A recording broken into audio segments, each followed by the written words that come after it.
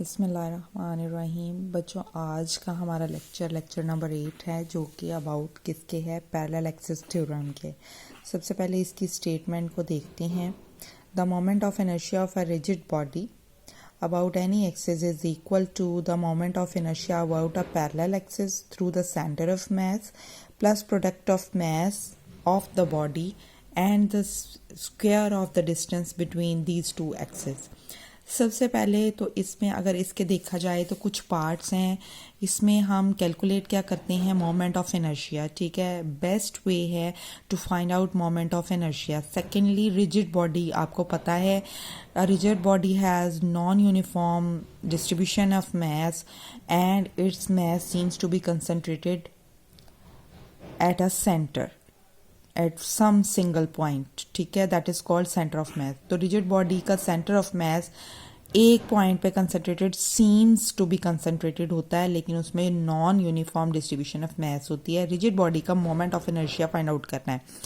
इसके दो पार्ट्स हैं। अबाउट, सबसे पहले मोमेंट ऑफ इनर्शिया के दो पार्ट्स बन गए। About any axis is about any axis, हमने moment of inertia about any axis निकालना है। That will be equal to, अगर वो जो आंसर आएगा वो किसके इक्वल होगा, moment of inertia about parallel axis through the centre of mass. यानी हम कैलकुलेट करें moment of inertia through the about an axis through centre of mass plus add कर दें product of mass of the body and the square of the distance between the two axis. एक axis वो होगा जिसका पहले हमने moment of inertia find out किया, दूसरा एक्सिस वो होगा जो कि सेंटर ऑफ मास में से पास करेगा। तो उसके दरमियान, दोनों एक्सिस के दरमियान डिस्टेंस के स्क्वायर को मास से मल्टीप्लाई करें, वो quantity plus moment of inertia about the axis through centre of mass. There these both values add up and gives us the moment of inertia about any axis। Okay, ठीक है, ये इसकी statement है।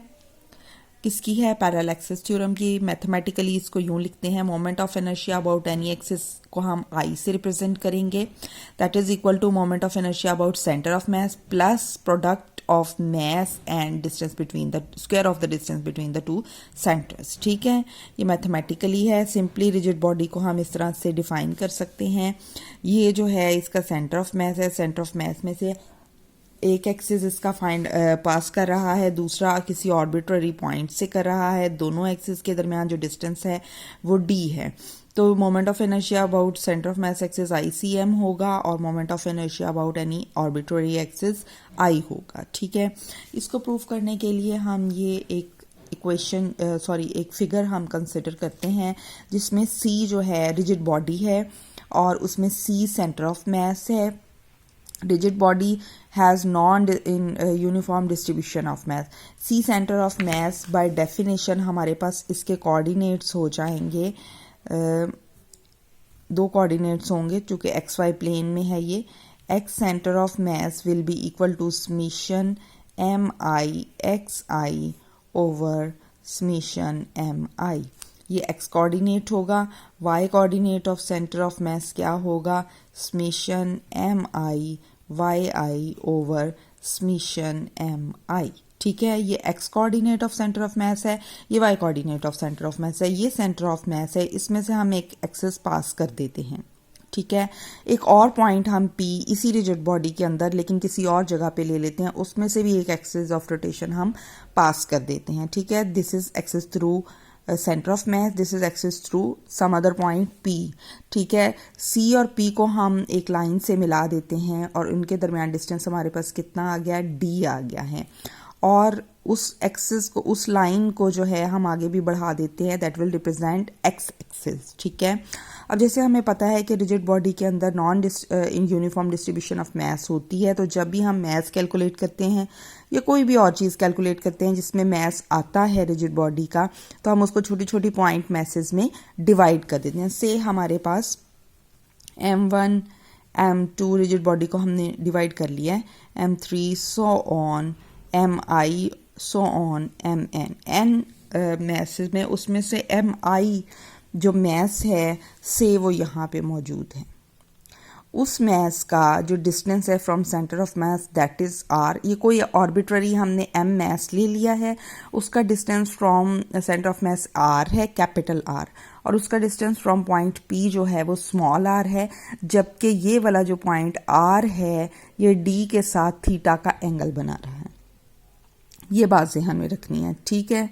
अच्छा, अब हमने कोई आर्बिट्ररी मैस ले लिया है इसके अंदर एम आई, देन चूंकि ये एम आई है, ये एम था, इसका डिस्टेंस सेंटर ऑफ मैस से capital R, small R P से डिस्टेंस था इसका, हमने एम आई मैस लिया है तो उसका distance from centre of mass are आई होगा, और उसका डिस्टेंस फ्रॉम पॉइंट पी जो है वो आर स्मॉल आर आई होगा, ठीक है।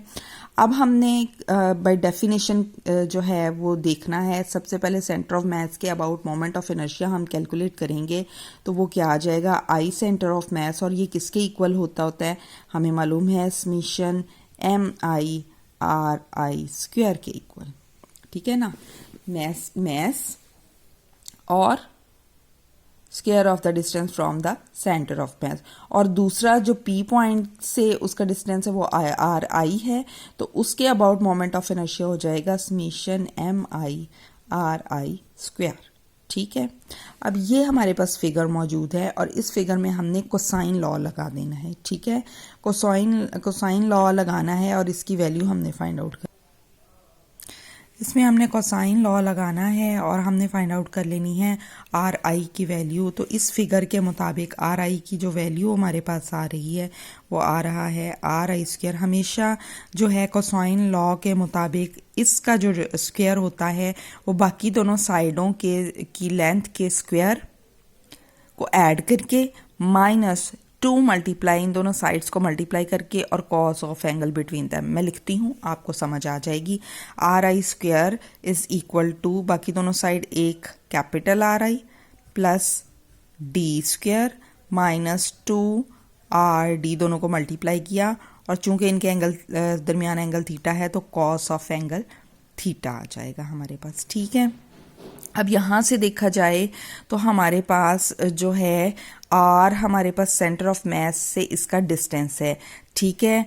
अगर इस ट्राइंगल में यूं मैं इस तरह से बना लेती हूँ, इसके दो कंपोनेंट्स कर लिए जाएं तो ये वर्टिकल कंपोनेंट है, ये आ जाएगा आर साइन थीटा और ये वाला डिस्टेंस जो है ये आ जाएगा आर कॉस ऑफ थीटा। ये पूरा डी नहीं है लेकिन आर कॉस ऑफ थीटा, और ये क्या है, आर का एक्स कंपोनेंट है, आर एक्स कह लें, ठीक है। मैं लिख सकती हूँ इसको r x is equal to r cos of theta. जब हमने आइथ एलिमेंट लिया है तो यह आ जाएगा r i x is equal to r i cos of theta, ठीक है। इसको हम लिख देते हैं x i is equal to r i cos of theta. R i x को हमने लिख दिया है एक्स आई, दोबारा कहती हूँ आर आई एक्स को हमने लिख दिया है एक्स आई, ठीक है। तो अब हम यहाँ पे पुट कर देते हैं तो हमारे पास ये इक्वेशन आ जाएगी कुछ यूँ, हमारे पास ये इक्वेशन आ जाएगी r I square is equal to r I square plus D square plus minus 2d r cos of theta. इसी तरह इसको मैं यूँ लिखूंगी 2d r i cos of theta, r I square plus r I square plus D square minus 2d, इसकी जगह मैंने लिख दिया है एक्स आई, ठीक है। अब ये जो आर आई की वैल्यू है, ये जो मेरे पास इक्वेशन थी ये वाली, इसके अंदर मैं पुट करके मोमेंट ऑफ इनर्शिया निकाल लूँगी। यानी मेरे पास इक्वेशन है I is equal to summation M I R I square. इसमें आर आई की जगह ये सब पुट कर देना है मैंने, तो मेरे पास आई आ जाएगा summation M I R I square plus D square minus 2d X I, ठीक है। जब मैं अंदर मल्टीप्लाई करूँगी तो मेरे पास आ जाएगा summation M I R I square plus summation M I D square minus 2d summation M I X I, ठीक हो गया। अब ये जो है ये देखिए summation M I R I square, पीछे अगर हम देखें तो summation M I R I square I C M के इक्वल है, हम पुट कर देते हैं वैल्यू, ठीक है। I is equal to I centre of mass plus summation M I D square minus 2d summation M I X I. अब हम जो सेंटर ऑफ मास है, सेंटर ऑफ मास ये हम ले लेते हैं ओरिजिन पे। ठीक है, ओरिजिन के क्या कोऑर्डिनेट होते हैं? 0। y कोऑर्डिनेट उसका 0। तो जब सेंटर ऑफ मास ओरिजिन पे हो जाएगा तो उसके भी दोनों x और y कोऑर्डिनेट 0 हो जाएंगे। ये XCM हमें मालूम है, ये किसके इक्वल था? पीछे हमने इसको लिखा था MI XI over summation MI के इक्वल। ठीक है, लिहाजा जब ये 0 हो गया है it means summation MI XI over summation MI 0 हो गया। ये जो है वो मास है, लिहाजा ये 0 नहीं हो सकती, लिहाजा समेशन MI XI जो है वो 0 के इक्वल है। इसका मतलब है ये वाली जो वैल्यू है ये यहाँ पे हमारे पास इक्वेशन में मौजूद है, तो ये वाली वैल्यू भी 0 हो जाएगी। ठीक है, तो हमारे पास बाकी क्या बच जाएगा? I is equal to I centre of mass plus summation M I D square. Summation M I क्या है? Sum of all masses of point masses of the rigid body. तो इसको हम total mass of the rigid body से replace कर देंगे, तो ये आ जाएगा कैपिटल एम डी स्क्वायर। यही इक्वेशन हमारे पास थी मैथमेटिकल पैरेलल एक्सिस थ्योरम की। So parallel axis theorem is proved.